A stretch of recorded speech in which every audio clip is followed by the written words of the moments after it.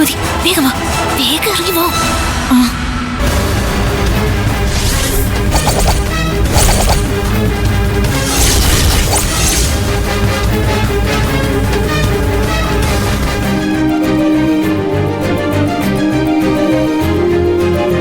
ഇതേതോ പ്രോപ്പർട്ടിയുടെ സ്കെച്ചും പ്ലാനും ആണല്ലോ സാറേ. ഏതോ പ്രോപ്പർട്ടി അല്ല ഗൗതം, നമ്മൾ ഇവിടേക്ക് വരുന്ന വഴിക്ക് ഒരു പ്ലോട്ട് ഞാൻ കാണിച്ചു തന്നില്ലേ, അതിന്റെ സ്കെച്ചാണിത്. ആ, അതൊരു നല്ല പ്രോപ്പർട്ടിയാണ്. വെറും 800 മീറ്റർ സഞ്ചരിച്ചാൽ തന്നെ നാഷണൽ ഹൈവേയിൽ എത്തും സർ. അത്രയ്ക്ക് അടുത്താണ്. ഇതാണ് ആ പ്രോപ്പർട്ടി. ഇവിടെ നിന്ന് 1.5 കിലോമീറ്റർ ചെന്നാൽ സെന്റ് തോമസ് കോളേജ്, 500 മീറ്റേഴ്സ് പോയാൽ ഇവിടെ ഗവൺമെന്റ് ഹയർ സെക്കൻഡറി സ്കൂൾ. ഓ, പിന്നെ ഈ ഭാഗത്തായിട്ടാണ് സ്റ്റേഡിയം വരാൻ പോകുന്നത്. എന്തുകൊണ്ടും ഇപ്പോൾ അവൈലബിൾ ആയിട്ടുള്ള കണ്ണായ സ്ഥലം. സാറെന്താ ഈ പ്രോപ്പർട്ടി ഇങ്ങനെ യൂസ് ചെയ്യാതിട്ടിരിക്കുന്നതെന്ന് എനിക്ക് മനസ്സിലാവുന്നില്ല. ഒരു ടൗൺഷിപ്പ് തന്നെ അവിടെ പ്ലാൻ ചെയ്യാമല്ലോ, ഈസി ആയിട്ട് ബിസിനസ് നടക്കും. ഇവിടെ ഒരു ഉഗ്രൻ ടൗൺഷിപ്പ് വരാൻ പോവുകയാണ്. ഓ, അത് ടൗൺഷിപ്പ് ആയിരിക്കുമോ ഫ്ലാറ്റ് ആയിരിക്കുമെന്നുള്ള ഐഡിയ എന്റെ കയ്യിലല്ല. ഇതിന്റെ ഓണർ ആകാൻ പോകുന്ന ആളാണ് അത് തീരുമാനിക്കുന്നത്.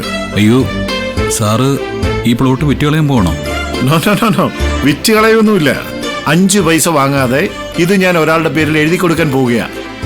50 കോടി രൂപ വില വരുന്ന ഈ പ്ലോട്ട് ഇനി ഗൗതമിന് സ്വന്തം.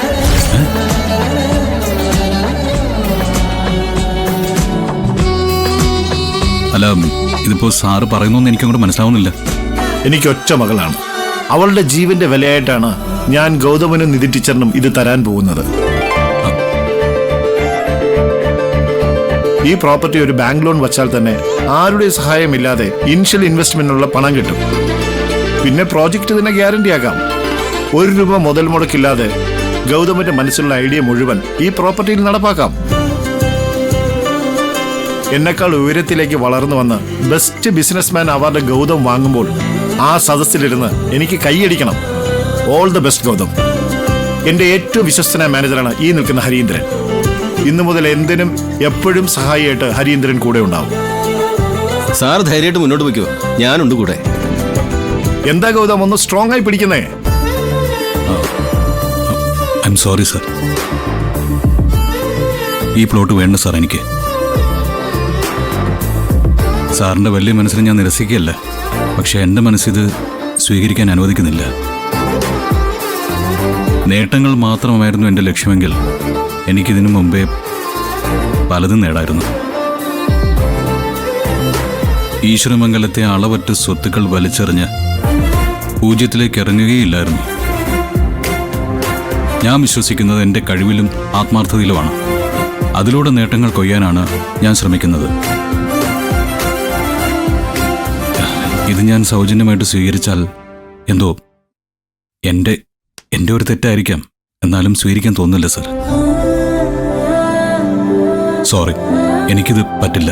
ഞാൻ പോയിക്കോട്ടെ. നിൽക്കൂ ഗൗതം. ഗൗതം ഇപ്പൊ പറയുന്നത് തെറ്റാണെന്ന് ഞാൻ പറയില്ല.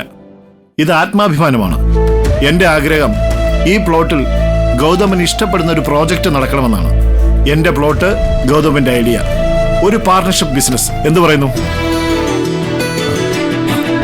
ഈ പ്ലോട്ട് എന്റെ പേരിൽ തന്നെ ഇരുന്നോട്ടെ. അത് എങ്ങനെ ഉപയോഗിക്കണമെന്ന് പൂർണ്ണ അവകാശം ഞാൻ ഗൗതമന് എഴുതി തരുന്നു.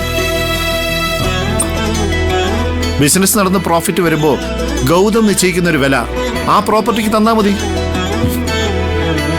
പ്ലോട്ട് ഗൗതമിന് സ്വന്തം. ഈ ഡീലിന് സമ്മതമാണെങ്കിൽ നാളെ എഗ്രിമെന്റ് ചെയ്യുന്നു. അവിടെ കൺസ്ട്രക്ഷൻ തുടങ്ങുന്നു. ഓക്കെ ആണോ? ഓക്കെയാണ് സർ, നിറഞ്ഞ സന്തോഷത്തോടെ ഓക്കെയാണ്.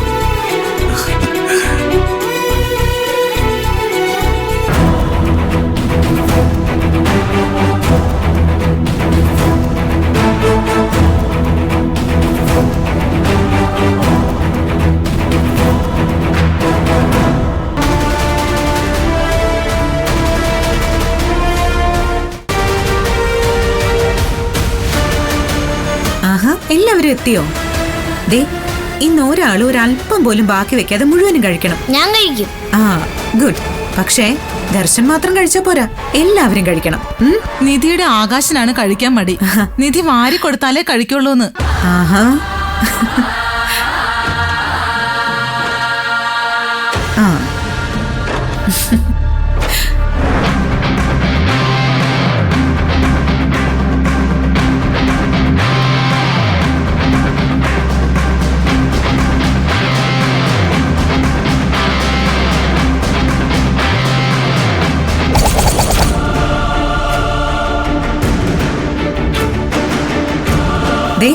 എല്ലാവരും ആവശ്യത്തിന് വെള്ളവും കുടിക്കണേ.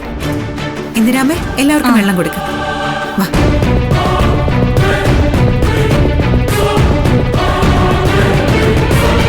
ആ?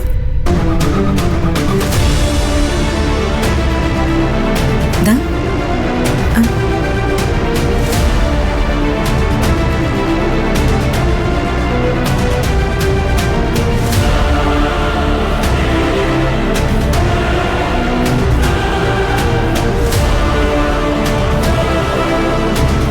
വേഗം കഴിക്കും.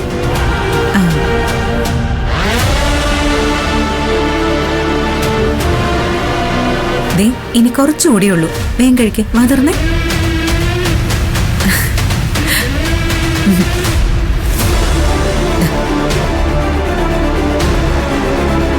ഇനിയൊരു 10 മിനിറ്റ്. ആ കൊച്ചിന്റെ കാര്യത്തിൽ മാത്രമല്ല, നിന്റെ കാര്യത്തിലൊരു തീരുമാനമാവും.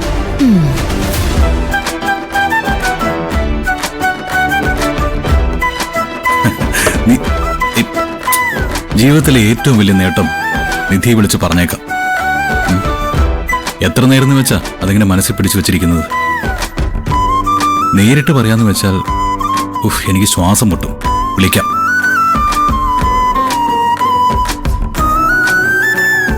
അല്ലെങ്കിൽ അത് വേണ്ട. നിധി വരട്ടെ. ജീവിതത്തിൽ ഒരിക്കലും മറക്കാനാവാത്ത സർപ്രൈസ് നിധിക്ക് കൊടുക്കാം. എന്ത് സർപ്രൈസ് കൊടുക്കാൻ പറ്റും? യെസ്, അത് തന്നെ. നിധി ഇന്ന് ഞെട്ടും.